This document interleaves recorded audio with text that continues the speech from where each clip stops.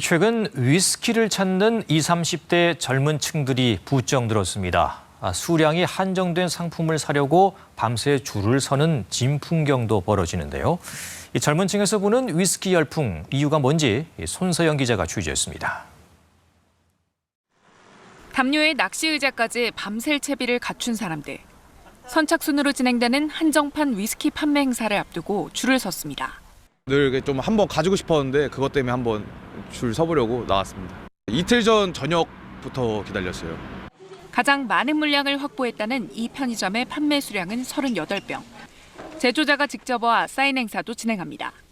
2030 세대 위스키 소비가 늘면서 지난해 위스키 수입량은 전년 대비 70% 넘게 증가했습니다.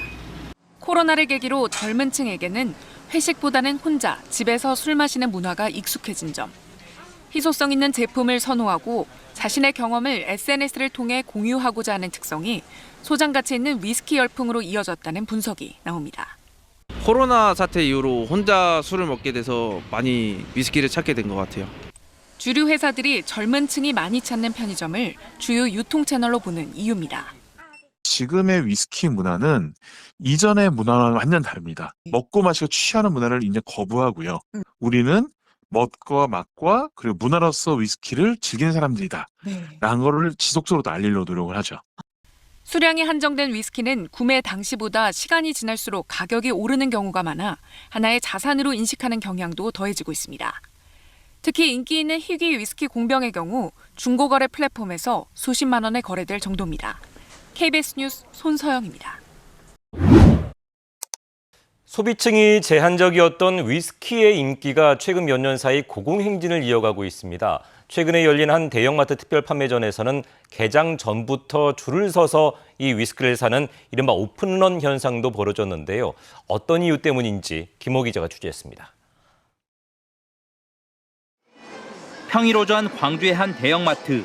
영업이 시작되기 전 손님들이 길게 줄을 섰습니다. 위스키 특별 판매전이 열린다는 소식을 듣고 찾아온 건데 한 병에 30만 원 가까이 되는 제품을 포함해 대부분의 위스키가 품절됐습니다.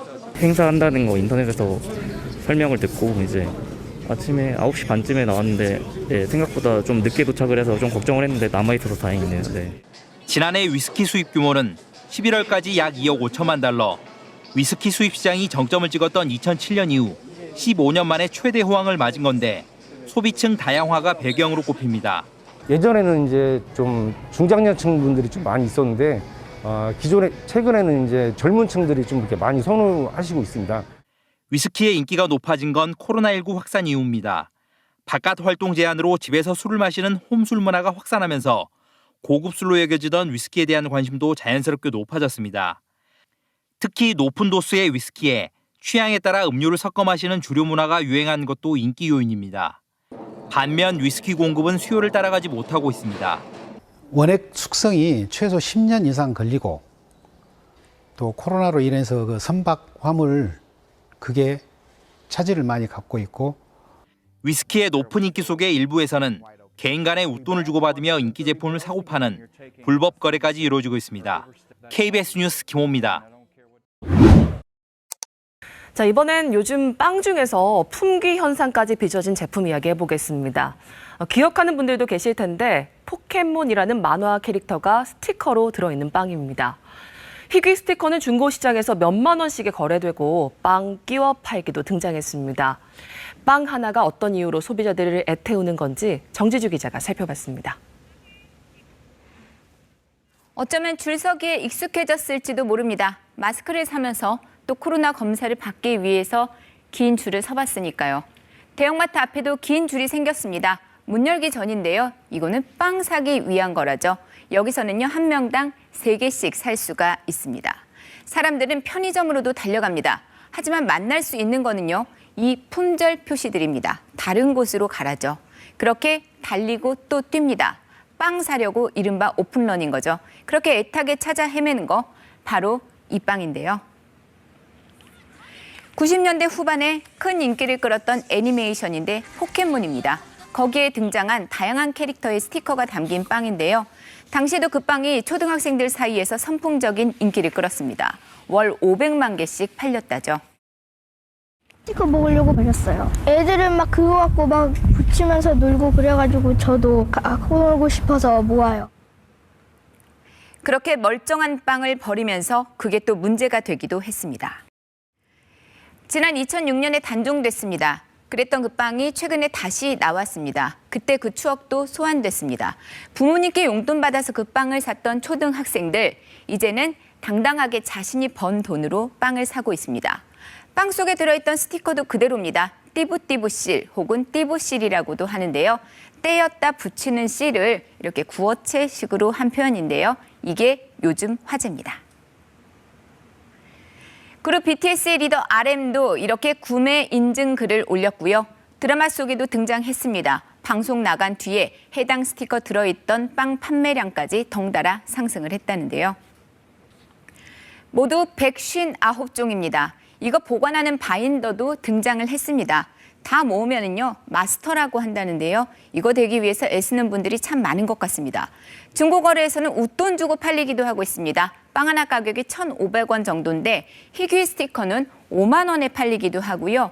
모두 모은 것은 이렇게 80만 원에 나오기도 했습니다. 심지어 1998년 출시됐던 빵의 스티커 9버전까지 다시 판매가 되고 있다죠. 중고거래에서는요, 개당 10만 원부터 팔리고 있다는데요. 편의점에서 운 좋게 그 빵을 만났습니다. 하지만 원하는 스티커를 구하려고요, 지날 때 뒤적이고 빵을 꾹꾹 눌러놓기도 합니다. 이런 손님들 때문에 빵이 망가질까 봐, 또 실제 빵이 망가져서 매장마다 요즘 고민이 크다죠. 심지어 스티커만 빼내고요, 빵은 그냥 버리는 부작용도 속출하고 있습니다.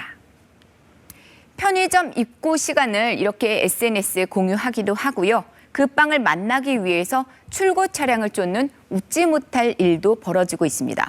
한 편의점 아르바이트생은요, 예약된 빵을 다른 손님에게 팔았다는 이유로 해고되는 일까지 있었다는데요.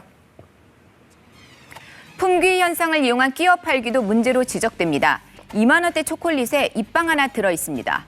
그리고 뻥튀기 2봉지를 다 사야 해당 빵을 살 수도 있습니다. 빵 인질이라는 말까지 등장을 했는데요. 오히려 잘 팔리는 물건에다가 덧붙여가지고 다른 상품을 강제로 구매하게 하는, 이건 당연히 소비자의 이익에 반하는 행위이기 때문에 불공정 거래 행위 중 하나인 끼어 팔기 등이 될 수가 있습니다. 하지만 처벌은 어렵다는데요. 빵 제조사 혹은 편의점 본사 차원이 아니라 편의점 점주 개인의 일탈 행위 자체를 일일이 다 처벌한다는 것은 쉽지가 않기 때문입니다. 이 빵의 인기는 당분간 지속될 전망입니다. 24시간 생산 라인을 가동해도요, 원하는 분들이 워낙 많기 때문입니다. 전문가들은요, 추억을 소환하고 또 희귀 아이템을 가지려는 사람들의 욕구가 만나서 이 같은 현상이 빚어지고 있다고 설명합니다. KBS 뉴스 정주주입니다. 백화점 개장과 동시에 냅다 달리기 시작합니다.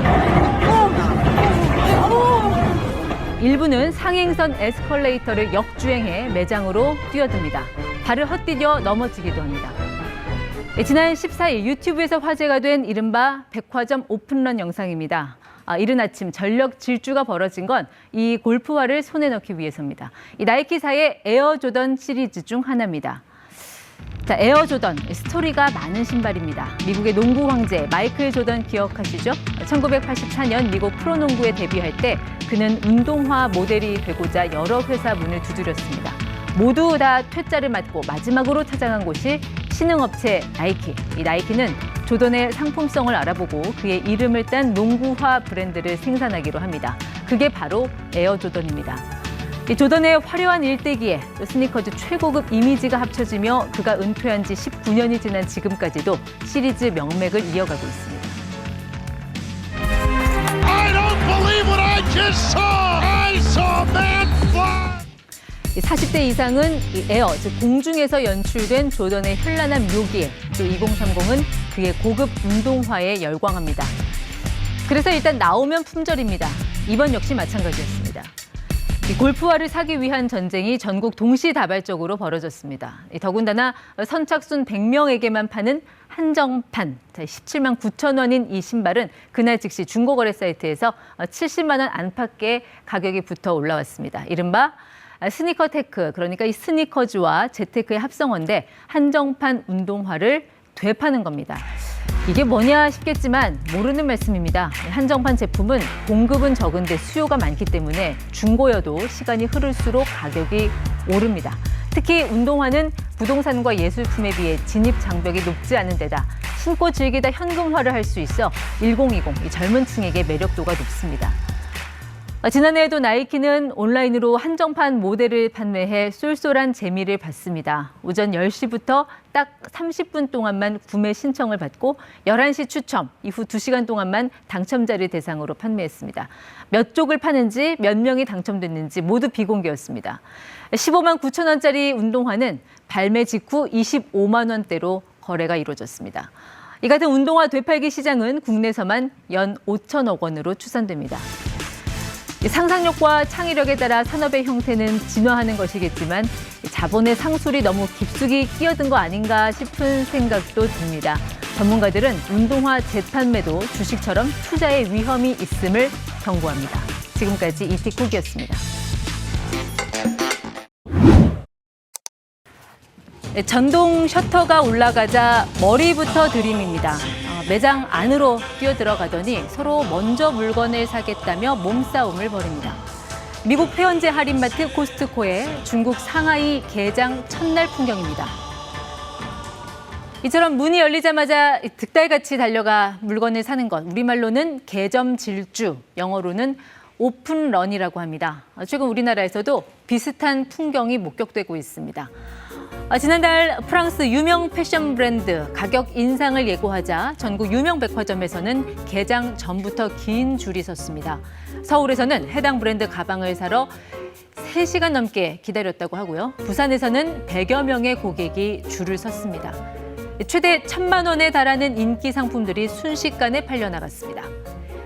오픈런 줄의 상당수는 리셀러, 즉 재판매자라고 합니다. 그러니까 고가 사치품, 소위 인기 명품을 매입한 뒤 시세가 높을 때 다시 파는 식입니다. 물론 실수요층도 있습니다. 올해는 특히 코로나19로 억눌렸던 고소득층의 소비가 분출하면서 수요가 증가했다는 분석이 나옵니다. 이를테면 해외여행을 못 간 사람들이 돈을 명품 구입에 쓰고 있다는 식입니다. 실제로 관련 상품의 주요 백화점 매출이 지난해 같은 기간보다 10% 이상 증가했습니다. 이 명품이 백화점 업계를 먹여 살린단 말이 과장은 아닌 셈입니다. 긴 줄을 대신 서주는 오픈런 아르바이트가 등장하는가 하면 이러고도 실패한 이들 사이에서는 제품을 사고 못 사고는 팔자에 달렸다는 의미의 팔자런, 푸념도 나옵니다. 한 개그우먼의 오픈런 패러디 영상은 40만 가까운 조회수를 기록했습니다. 와, 영업 끝나는 시간부터 줄이 몇백 리터가 서 있더라고.